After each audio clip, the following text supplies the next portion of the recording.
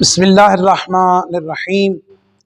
اللہ کا دیا ہوا دین جو اسلام ہے وہ 3 رکنوں کے اوپر مشتمل ہے۔